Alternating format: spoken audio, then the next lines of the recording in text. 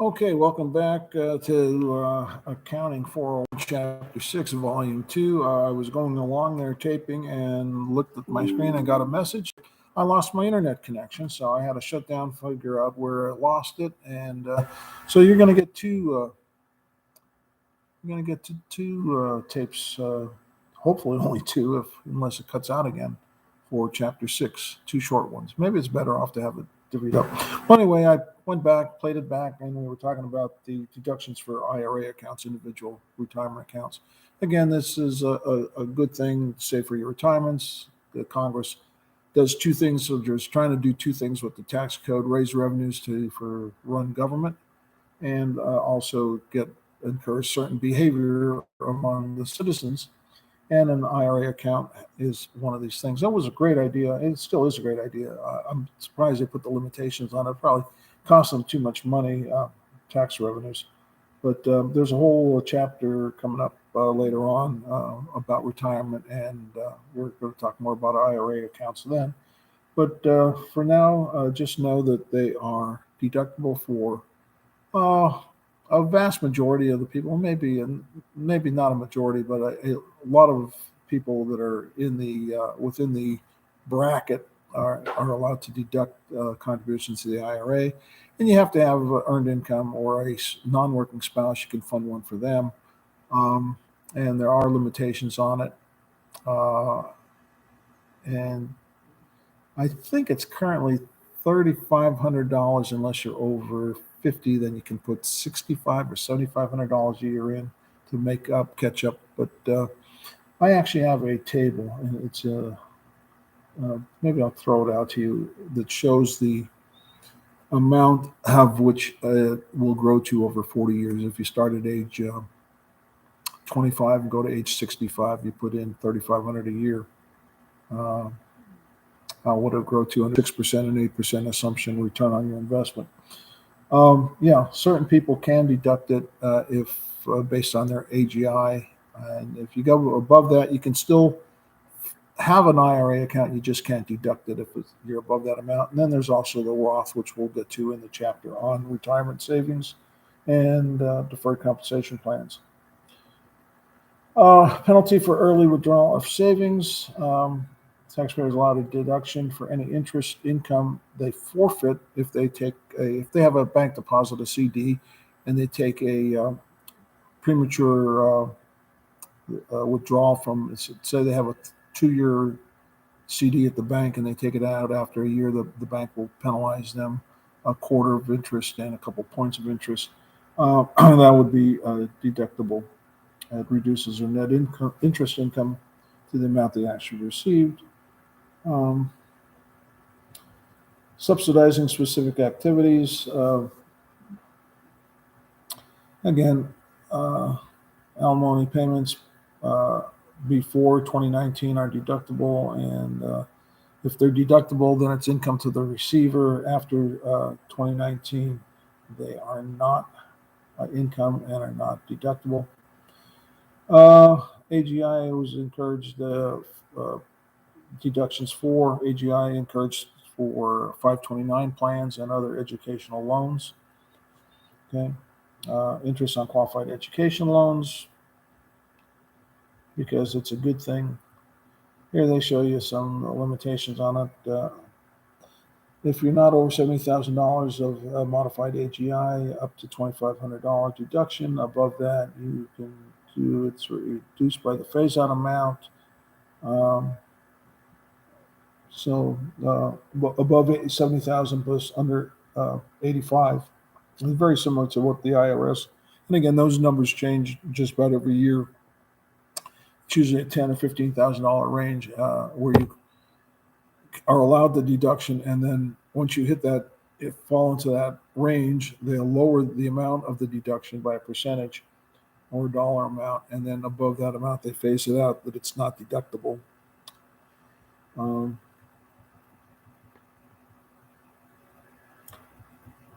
Deductions for AGI summary on page 10 and 11. And Schedule 1, additional income and adjustments to income, is a fairly new form, I believe the last 3-4 years. And if you look at Part 1, and again, a lot of people get intimidated by these forms, but they're really kind of simple. If you look at it, Part 1, additional income, they have taxable refunds, alimony received, and again, that would be prior to 2019. And business income from Schedule C, other gains and losses from 4797. We mentioned that. Real estate, that's your royalties, partnerships. So as corporations, that will be your Schedule E. Line 6, farm income. Schedule F, unemployment compensation, other income, and list type and amount. Then you add those up and get line 9, and then you say combine lines 1 through 8. Enter here and on form 1040, 1040SR, or 1040NR, line 8. So that's just a summary. Then they have the adjustments to income there. They have educational expenses, certain business expenses for reservists, performing artists, and fee-based government officials, health savings account, moving expenses for member of the armed forces, talked about that, self-employment employees' retirement plans, simple plans, self-employed health insurance deduction, line 16. That's penalty for early withdrawal of savings, alimony paid, IRA deduction. Okay. So they have forms for everything, and again, you add them up. The last line is you add up lines 10 through 21 and take it over to line 10A of the 1040. So again, the computer will do that for us if you use the software. If not, the forms will. It's step-by-step walk you through. Okay, deductions from adjusted gross income. Here we're talking about the itemized deductions. This will be reported on Schedule A, Form 1040. Okay, a variety of them. The first one is medical. In all the years I prepared tax returns, 25, 30 years, I never saw anybody be able to take the medical deduction. Now, the reason that is there's a limitation on it. And to qualify, you have to have very high medical expenses and a very low AGI, because they're limited to 7.5% of the excess deductions of your AGI. Where is that?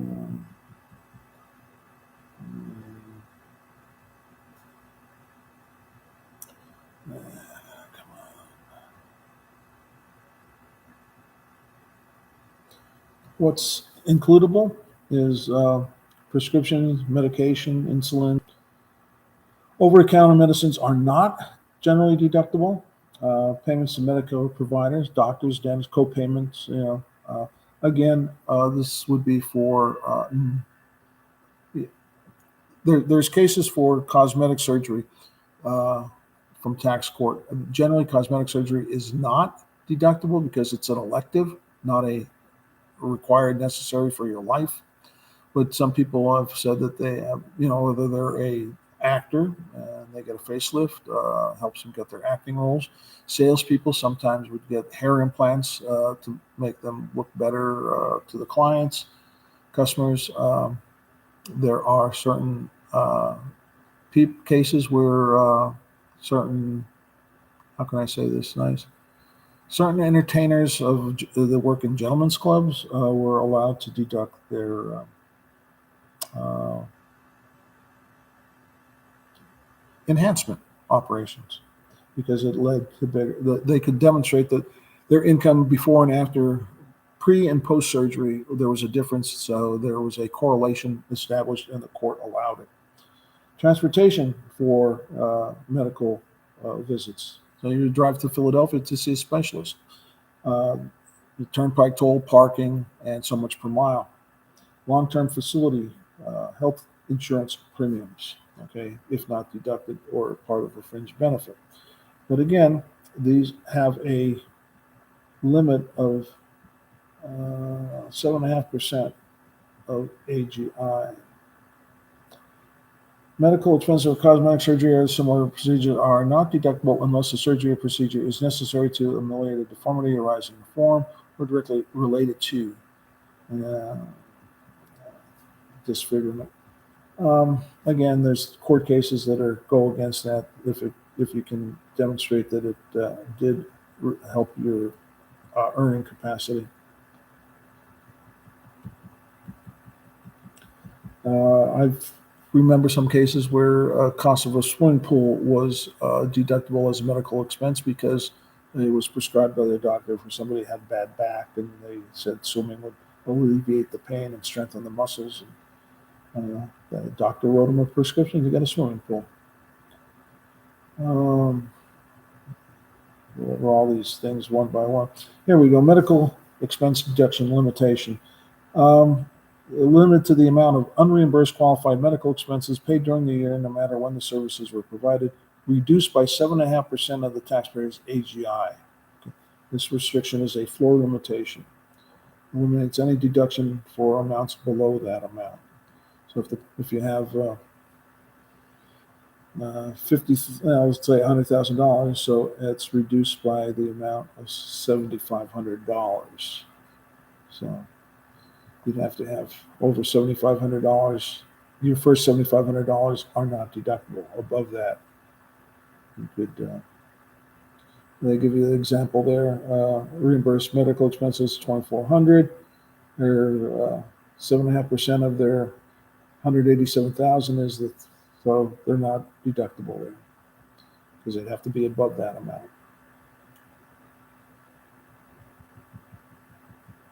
Next example there, what if the medical expenses would be Courtney would be allowed to deduct it for AGI were $20,000. Okay, so 7.5% of $20,000 is $1,500. She's got 24 expenses of $1,500. Reduces it, so she could deduct $900 are deductible. Taxes, state, local, and foreign income taxes paid throughout the year are deductible. State and local real estate taxes on your home are deductible. State and local personal property taxes that are assessed on the value of a specific property. They used to have it here in Luzerne County that they would tax you on your investment and your stocks and bonds. That would have been deductible. Okay, however, there's a limitation here. $10,000 per year, $5,000 for a taxpayer filing married separate. Of course, your spouse would get $5,000 too. Okay, so that a lot of people complain when they put that in 2017 Tax Cut and Job Acts, especially people living in high tax states like Massachusetts, New York, New Jersey, California. They complain royally. They probably will raise that. I don't know. Maybe they won't. Interest. Interest on a home mortgage is deductible. They used to make even a second mortgage deductible. Now it has to be used for improving the existing home. It's limited to the interest on the first $1 million of indebtedness. So if you have $1 million mortgage, you can deduct the interest on it. If you have $1.5 million mortgage, you can only deduct up. You'd have to make a fraction, 1 million over 1.5 million, and that would be the limit of your interest. You can only deduct the interest on the first $1 million of mortgage principal. All right. They give a couple other numbers in there. Those numbers, again, are going to be subject to being indexed in the future, and the time frame when the home was bought. And again, they split that. If you're married filing separate, you get $500,000 each. Charitable contributions. Again, Congress wants to encourage this type of behavior. They want people to donate to charity. Charities do good. Cut down the cost of government by providing a lot of services that the Department of Welfare would have to do. And again, anything you give of value other than your time is deductible. Political and campaign contributions are not deductible. So it has to be a qualified 501c3 charitable contribution. Contributions to church, contributions to Misericordia University I make, and I get deducted. Women with Children program I deduct. I contribute to and can deduct. Okay. Um, who else do I give to? Creating unlimited possibility. The McGlynn Learning Center. One of my favorites, Tunnels to Tower. Write them a check once or twice a year. My local church that I attend. Those are qualified charities. Any amounts I give them in cash, it has to be documented. So I write a check all the time. And if not, get a receipt. The Salvation Army, you can donate goods and you can get the fair market value. They'll give you a receipt, and that's deductible. Old clothing, old household items.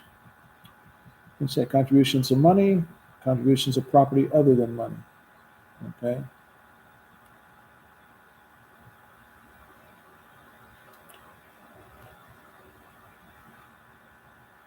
It depends whether it's capital gains property or ordinary income property, and usually whatever will be the lower the adjusted basis of the property. No, you cannot. They give you examples of ordinary income property and what is capital property. Charitable contribution deduction limitation. Okay. Is limited to a ceiling or maximum deduction. What is that? Cash amount, no limit for 2020 or 2021. Other than that, it's 60% of your AGI. And private non-operating foundations, 30%. Capital gain property, 30% at the fair market value. Ordinary income property, lesser the basis of fair market of the basis or fair market value, 50%. Screen just went in. All right, got it back. Okay, they give you 4 steps there to compute the limitations. Again, this tax software will have a worksheet. They'll work you through that step by step. You just plug the numbers in, and it will calculate it out for you. Example 620. They made the following. Courtney made the contributions. $1,700 cash to the Red Cross. $70 goodwill. Cash mileage 60. There's AGI limitations there. Ordinary income property, goodwill, and $10,600 to the church, capital gain property. Okay, so she can deduct the whole $12,530. And they give you the computation underneath there. And you can see it's step by step. This is the tax forms will have those same things on it. The tax software will ask you, and you just plug the number in, and they'll do the calculation for you. Special 2021, that's over and done with, so we can ignore that. Casualty, theft, and losses on personal use assets. You may realize a loss when you sell or dispose an asset used for personal purposes. I cannot deduct those, okay? Can also generally not deduct casualty losses or loss, like some unexpected, fire, storm, or shipwreck. Personal use assets, unless the losses are attributed to a federally declared disaster, then you can deduct it. That's why why they always ask for it to be declared a disaster area. So people that are lost their homes or their cars or their business can deduct it. But again, it's up to a $100 floor at 10% of AGI. Other itemized deductions. A lot of people try to deduct hobby losses. I had a client who was in the horse racing, harness racing business, and it was his livelihood. He had some clients that were rich people that got into it to have a loss, a deductible loss, and for them, they're doctors, lawyers, looking for a deduction, and for them, it's a hobby. They weren't engaged in it. It was a hobby. They like to own racehorses, and unless you're doing it on a full-time or part-time basis and you're involved in it, it's not deductible.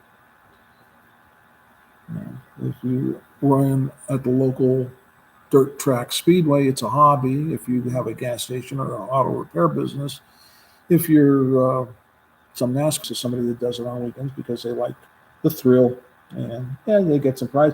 That's a funny thing. If a hobby, if you make money, it's taxable. If you lose money, it's not deductible. Uh-huh. That's a good one. Yeah. Tax it if you're getting it, and if you're losing it, it's not deductible because they say it's a hobby. Itemized deductions. Summarize there.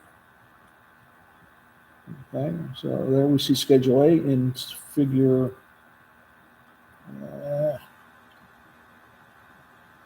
Figure 6, Exhibit 610 is our Schedule A, and you can see the sections there. The top, medical and dental expenses, and there's your cap there of the 7.5%.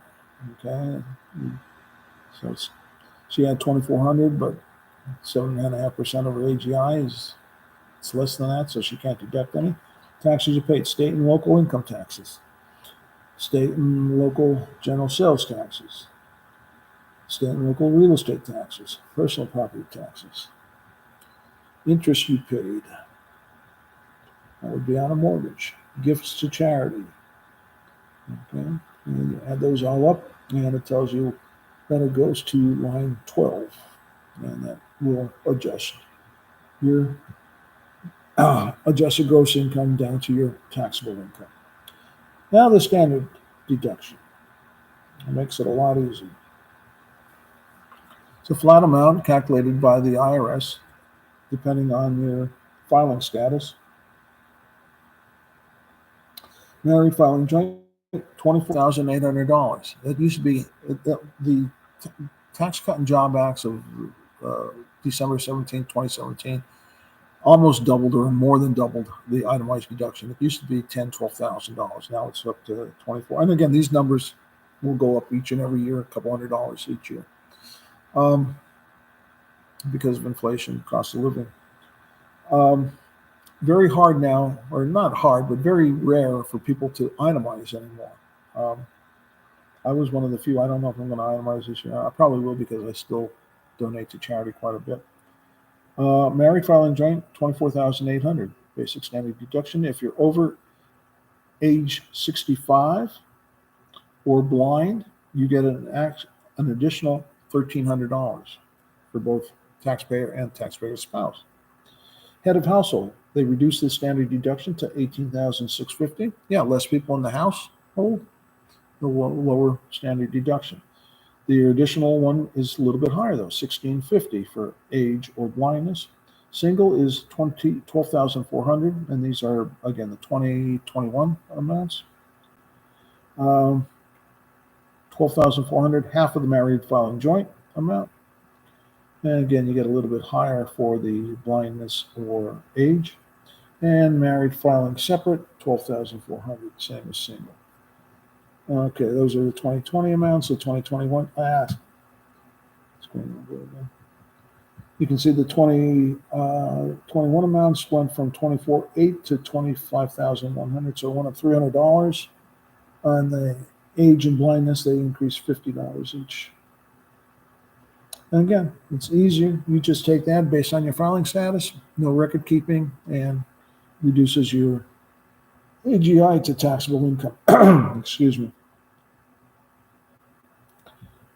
Again, no burden of record keeping. Itemized, you have to have good record keeping to support your itemized deductions. From the government standpoint, standard deduction serves two purposes. First, helps taxpayer with lower income. It automatically provides a minimum amount of income that is not subject to tax. Second, it eliminates the need for the IRS to verify and audit itemized deductions for those taxpayers. Okay, from taxpayers' perspective, it allows them to avoid taxation on a portion of their income, and for those not planning to itemize, it eliminates the need to substantiate and collect information about them. Double-edged sword, it reduces taxes by offsetting income with an automatic deduction. It eliminates the tax benefit of itemized deduction up to the amount of the standard deduction. Therefore, you compute the itemized and the standard and take whichever is higher, because it'll give you lower taxable income. So maybe it doesn't save you that much work. You should have to figure it out anyway. Bunching itemized deductions, sometimes that's a good strategy. You contribute, if you're going to contribute something in the end of the year, Might hold off and put it into next year if you're not going to hit that 24,800 if you're married, filing joint, and itemize 1 year's, take the standard the next, and alternate. You can do that. There's no rule against it. You take whichever is higher. So if you can take a bunch, or you're going to be making a contribution, the timing strategy. Deduction for the qualified business income, QBI. That was put in also in the Tax Cut and Job Acts. And what it does is if you have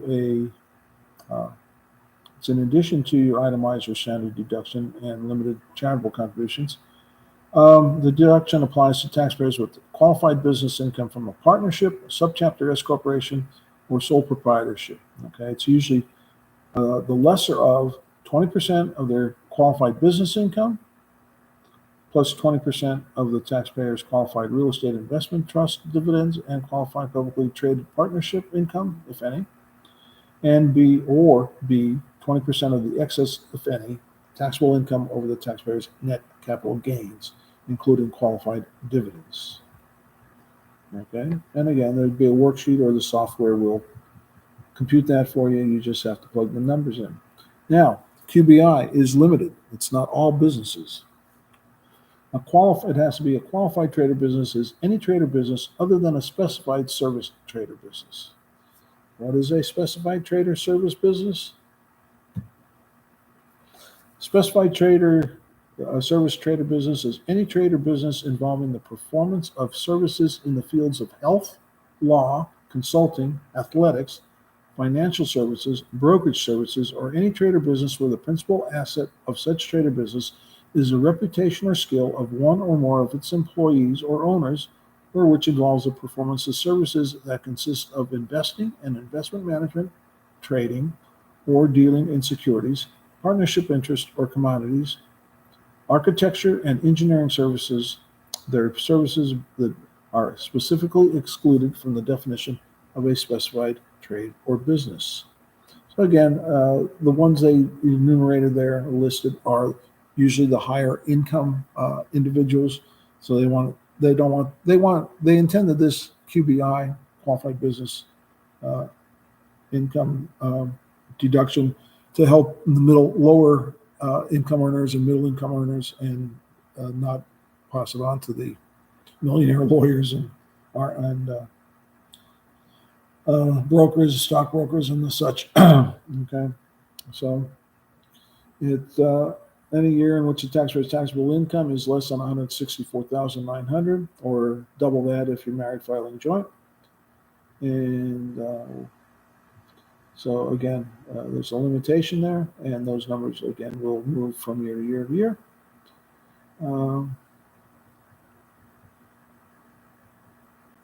It's a nice intention to do it. I'm not 100% sold on it. Why not give it to everybody and just phase it out? But same thing. Limitations on the QBI cannot exceed the greater of 50% of the wages paid with respect to qualified trader business, or in sum of 25% of the wages with respect to the qualified trader business, plus 2.5% of the unadjusted basis immediately after acquisition of all qualified property in the qualified trader business. Taxable income summary. So we have Courtney's there, her AGI, plus the greater of her itemized deductions, which was $37,378, or her standard of $18,800, because she's had a household. So you get the itemized because it's a higher amount. And then you get her QBI, and then takes her AGI, adjusted gross income of $187, takes her down to her taxable income of $145.70. And then you go to the tax table or tax schedule and find out what her tax is. And there's grams. So we got our AGI of $15,590, her itemized deductions. So takes her down to $1,040. All right, that's the conclusion of Chapter 6, talking about deductions. Sorry about having to send you 2 tapes, but again, the middle of the first one, the computer told me that I lost my connection.